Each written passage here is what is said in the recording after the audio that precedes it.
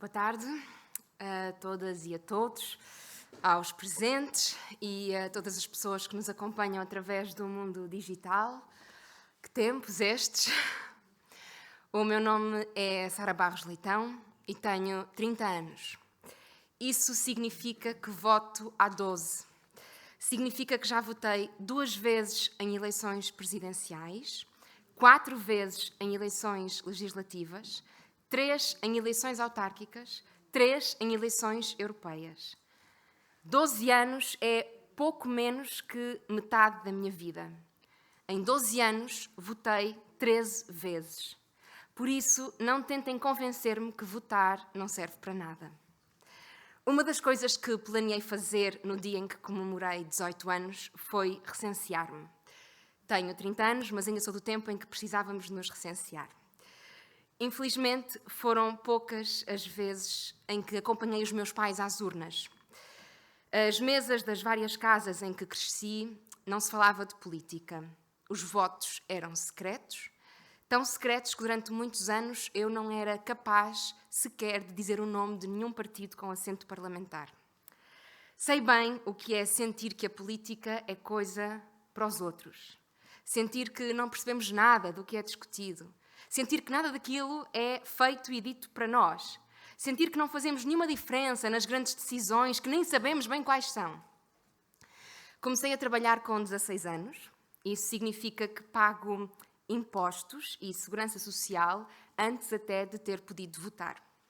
Durante esses primeiros 2 anos de trabalho, até atingir a maioridade, em que morava sozinha, numa cidade que não era a minha e que estava a descobrir, cruzei-me com a política todos os dias, apesar de não saber, porque não a conhecia.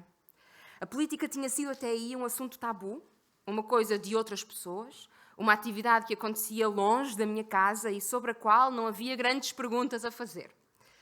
Mas ao morar sozinha, comecei a ter de gerir o meu dinheiro e a ter de fazer escolhas na minha vida. Passei a ter de pagar a conta da eletricidade e ter de controlar as horas em que ligava o aquecedor no inverno. Passei a ter de depender de uma rede de transportes públicos para poder ir trabalhar ou ir a casa no fim de semana. Comecei a juntar dinheiro para me candidatar à faculdade pública, condições financeiras que só reuni com 24 anos. E ao longo daqueles anos conheci pessoas que trabalhavam mais de 12 horas por dia, 6 dias por semana, pessoas que nunca assinaram um contrato de trabalho na vida, embora trabalhassem para a mesma empresa há 16 anos. Apanhava o autocarro todos os dias, pelas 7 da manhã, onde me cruzava com milhares de outros trabalhadores que iam já no seu segundo ou terceiro transporte desse dia, tendo pela frente mais 2 ou 3 trabalhos. E a cada dia ia cruzando-me com a política, com o resultado de decisões políticas, com o resultado do investimento ou desinvestimento nos serviços que me rodeavam, e fui percebendo que, afinal, a política era uma coisa que dizia respeito às atividades humanas. A política era também a forma como olhamos para o outro. A política era sobre cuidar do que nos rodeia. A política eram as decisões que iriam influenciar-nos quando fôssemos a um hospital, quando apanhássemos um autocarro, quando quiséssemos arrendar um quarto, quando fôssemos levantar a reforma aos Correios, caso esse posto ainda existisse. A política era sobre representação, sobre quem eu escolhia para representar as minhas ideias.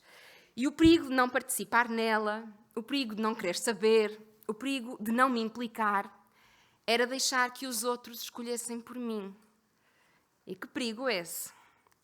Em janeiro de 2016, faltavam poucos meses para o meu irmão fazer 18 anos e poucas semanas para as presidenciais. Seriam as últimas eleições em que ele não iria exercer o seu direito de voto. A partir dali, o meu irmão iria tornar-se um cidadão adulto, responsável pelas suas decisões, pelos seus atos, pelas suas escolhas. Conversámos sobre isso. Falei-lhe de como era importante entender de que problemas era feito o mundo e acordámos que íamos ler os programas dos vários candidatos e discutir os seus posicionamentos sobre alguns temas. Em troca, eu ia oferecer ao meu irmão a prenda de aniversário mais generosa que lhe podia dar. Ele iria escolher o seu candidato em consciência e com responsabilidade e eu ia oferecer-lhe o meu voto, comprometendo-me a votar em quem ele escolhesse. E assim fiz. Ao longo dos vários dias, discutimos o que era de facto o cargo de um Presidente da República, quais as responsabilidades, em que medida podia atuar, como podia fazer a diferença. Não só falámos do poder de votar ou promulgar leis que nos irão influenciar a todos, mas também de como um Presidente tem o poder de dar visibilidade a lugares, a assuntos, a pessoas. Lembro-me do meu irmão me dizer que era preciso um presidente que conhecesse o mundo para levar e trazer esse mundo. E foi com muita surpresa e emoção que nesse dia, em 2016, o meu irmão me pediu para votar Marisa, porque era a única candidata que, segundo ele, era capaz de trazer e dar o mundo todo ao mesmo tempo. Depois perguntou-me em quem iria eu votar, caso não lhe tivesse dado o meu voto, e respondi, votaria Marisa, também sem hesitar. Nesse dia ficámos mais próximos. Este ano o meu irmão inscreveu-se para o voto antecipado e ligou-me hoje às 8h30 da manhã. Os votos entre nós continuam a ser meio secretos, mas ele disse-me, relaxa, Sara, eu não voto em quem um dia me poderá querer tirar o voto.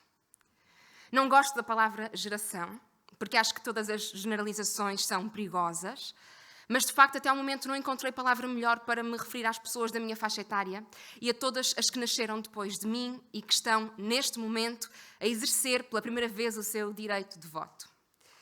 Comecei a trabalhar em plena crise económica, nunca conheci outra realidade que não esta. Passaram 14 anos e vamos entrar na segunda crise das nossas vidas. Somos a geração que vai viver pior do que os seus pais. Dizem-nos que não temos nada por que lutar, que nascemos com tudo garantido. Permitam-me discordar. Fazemos parte de uma geração que não tem nada por garantido. Para a nossa geração, acabou o emprego para toda a vida. Vivemos com ameaças diárias ao acesso ao ensino universal e gratuito e ao Serviço Nacional de Saúde. Seremos nós a pagar todos os bancos que deixaram falir. Enfrentamos a ameaça da desinformação e das fake news com a qual ainda ninguém sabe lidar. Temos nas nossas mãos a difícil tarefa de reverter a inevitável crise climática e seremos nós a sofrer as suas consequências. Nasci em 1990. O muro já tinha caído. Nasci já a ter de competir com metas europeias e mais o empreendedorismo. Quando nasci, já estava atrasada para o mercado de trabalho. Nasci atrasada e cheia de pressa. A minha geração é cheia de pessoas diferentes e já não admite voltar para trás. Gente, daqui não regredimos. Não admitimos nem um passo atrás naquilo que foi já conquistado. E queremos mais. Queremos o futuro.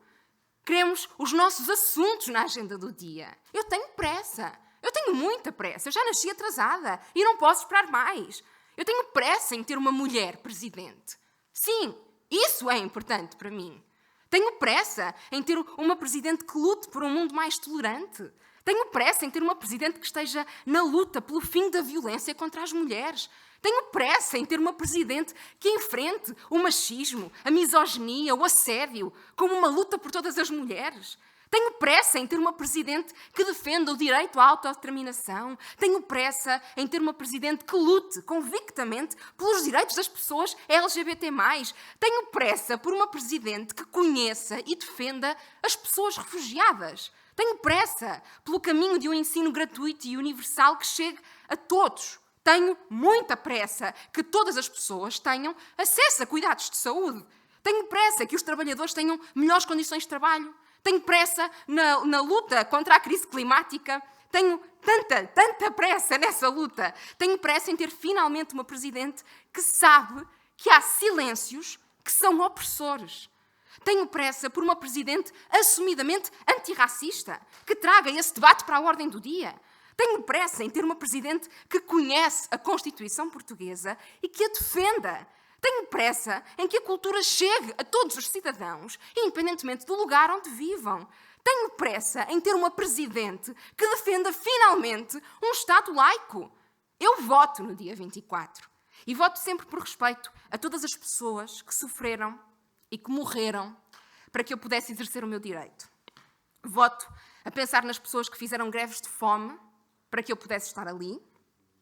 Voto a pensar nas pessoas a quem cortaram mãos para que eu pudesse estar ali.